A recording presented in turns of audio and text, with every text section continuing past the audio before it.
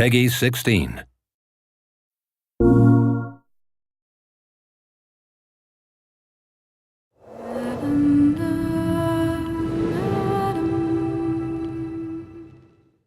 Quantic Dream has always been about creating interactive experiences that have emotion at their core.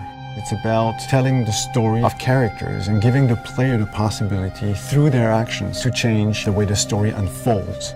When I write my script, I have an idea of how I want the story to be played.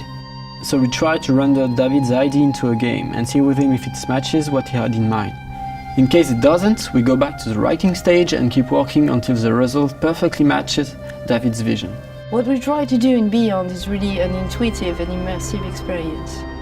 So we created a very discreet user interface with only white dots on screen and very simple controls. We wanted to revisit the action system and go for something that would be more invisible and more intuitive to the player. We didn't want the interface to be a barrier. We wanted the player to focus on what he's doing on screen and not on how to do it. Ideally, the player will forget that he has a controller in his hand and will just jump into the screen.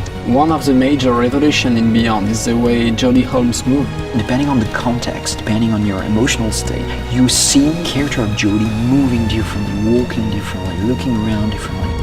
And most importantly, to give the player the feeling he's really in control of the character, he can do almost anything he wants to do. She can talk to other people, interact with objects, and also run, jump, shoot, drive a motorcycle, or even ride a horse.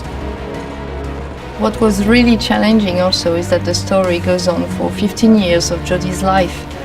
When Jodie's a kid, for instance, you can do different things than when she is a teenager or an adult.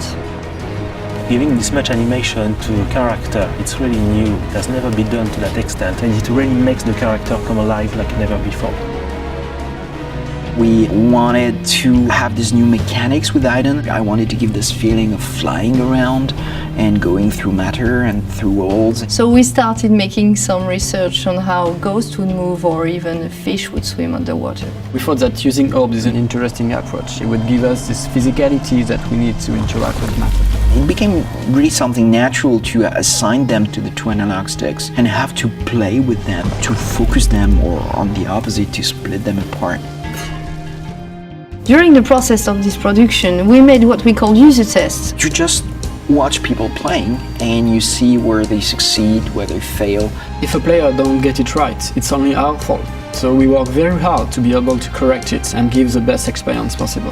After each user test, it's meeting after meeting just to find the good solution to every single issue the player may have had.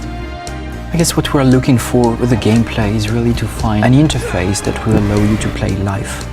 And we try to get closer and closer of the ideal interface where you don't think anymore, you just do it.